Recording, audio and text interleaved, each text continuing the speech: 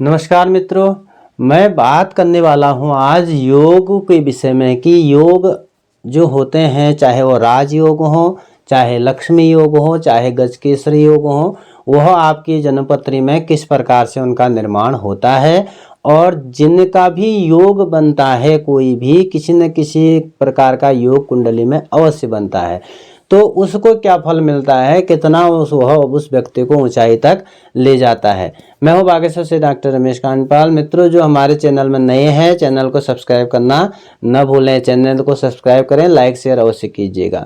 हमारा चैनल हिंदू संस्कृति डॉक्टर रमेश कांडपाल बागेश्वर आपको जो है पर्व निर्णय के बारे में बताता है। विशेष रूप से कुमाऊं गढ़वाल में जो भी पर्व इत्यादि होते हैं उन विषय में हम आपको बताते हैं और उनकी जानकारियाँ आपको देते हैं। चैनल को सब्सक्राइब अवश्य कीजिएगा। तो आज बात करेंगे कि लक्ष्मी योग कैसे बनता है। आप अपनी कुंडली निकालिए, जन्मपत्री देखिए और उसमें मिलाइए कि लक्ष्मी योग आपका बन रहा है या नहीं। मित्रों, जिसका भी लक्ष्मी योग बनता है वह बहुत से देश उसके अधीन होते हैं, बहुत से देशों से वह धन कमाता है, बहुत बड़ा वह भाग्यशाली होता है, बहुत बड़ा वह धनाढ़ उसको माना जाता है, संपत्तिशाली वह माना जाता है। और लक्ष्मी योग वाला जो व्यक्ति होता है बहुत ही रूपवान, राजाओं से पूजित और बहुत से पुत्रों से युक्त, सुपुत्रों से युक्त, कीर्ति संपन्न वह व्यक्ति माना जाता है। तो लक्ष्मी योग जानने के लिए आप देखिए किस प्रकार से लक्ष्मी योग यहाँ पर बन रहा है, उस पर मैं आज आपको बताने वाला हूँ। तो इस पर देखिए, सबसे पहले मैंने यहाँ पर एक लिखा है, ये लग्न है। तो आपका लग्न कुछ भी हो सकता है। यदि एक है किसी का तो वो अच्छी तरह से इसमें समझ सकता है। यदि कोई अन्य लग्न है वो थोड़ा सा आपको दिमाग लगा करके आप उसको समझ सकते हैं। अच्छी तरह मैं आपको इसमें बताऊंगा कि कैसे आपका यह योग बन सकता है या बन रहा है आपकी कुंडली में।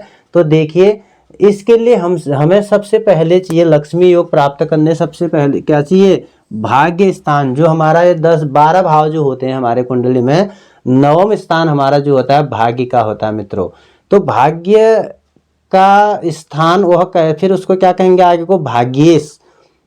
भाग्येश कहाँ बैठा है आपका, तो हम मुख्य बिंदु आप याद रखें कि भाग्येश मैंने भाग्य का जो स्वामी है। भाग्य में आपका यहाँ पर जैसे 1 से शुरू करा हमने तो 9 है, तो 9 मैंने धनु राशि, धनु का स्वामी क्या है, बृहस्पति है। यदि आप स्वामी इत्यादि नहीं जान पा रहे तो हमारी नीचे जो वीडियो है उनमें आप देख करके उनको समझ सकते हैं। तो धनु राशि का जो स्वामी होता है वह गुरु हैं, बृहस्पति देव गुरु।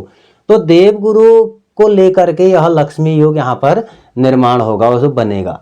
और यदि यहाँ पर कोई माना कुंभ राशि होती, तो कुंभ राशि होती है तो कुंभ का स्वामी शनि, शनि को देख करके यहाँ पर लक्ष्मी योग का निर्माण होता। तो इसमें मैं कुंडली यहाँ पर दरअसल ये वाली मेष लग्न की ये कुंडली है, मेष लग्न की कुंडली है ये। तो इस मेष लग्न की कुंडली में जो है भाग्य स्थान पर 9 है, 9 माने धनु राशि, धनु राशि का स्वामी बृहस्पति। अब ये क्या कह रहे हैं कि केंद्र मूल त्रिकोणस्ते भाग्य से परमोच्चगे द लग्नाधिपे बलाढ्ये च लक्ष्मी योग इतिरित। तो कह रहे हैं कि केंद्र यदि भाग्येश परम उच्च हो करके केंद्र मूल त्रिकोण हो, लग्नेश बलवान हो, तो लग्न जो है लक्ष्मी योग बनता है। इसको कैसे समझें हम, देखो भाग्येश कहाँ होना चाहिए, कह रहे केंद्र में होना चाहिए।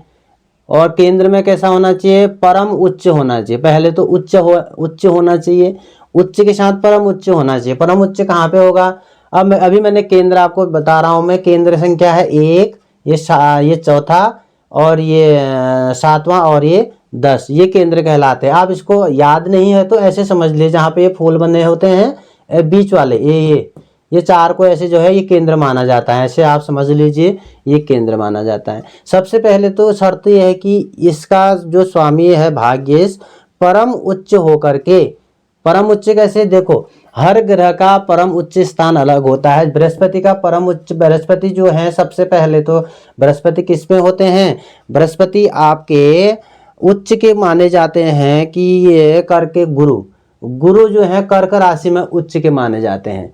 और कर्क में उच्च के तो है, लेकिन 5 अंश पर यह यहाँ परम उच्च के होते हैं। 5 अंश और ज़्यादा इनको यहाँ पर मिलता है तो यह परम उच्च के माने जाते हैं। पहली शर्त है कि भाग्येश आपका परम उच्च हो अथवा मूल त्रिकोण पर हो। त्रिकोण की राशि कहते हैं मित्रों ये पंचम स्थान और ये नवा स्थान और ये पहला स्थान, ये त्रिकोण माना जाता है। ऐसे जो है त्रिकोण यहाँ पर बनता है, तो त्रिकोण 5वां 9वां और इसमें भाग्येश परम उच्च होकर के या केंद्र में बैठा हो, 1 4 7 10 में बैठा हो अथवा 9 में बैठा हो, पहले में बैठा हो अथवा पंचम स्थान में भाग्येश जो है परम उच्च होकर के बैठा हो, तो वहां पर जो है लक्ष्मी योग का निर्माण होता है। लक्ष्मी योग का निर्माण जानने के लिए आप अपने जन्म पत्री में मिला सकते हैं और समय मिले तो हम आगे को अलग अलग जो है इसका विचार भी कर देंगे कि अलग अलग जो है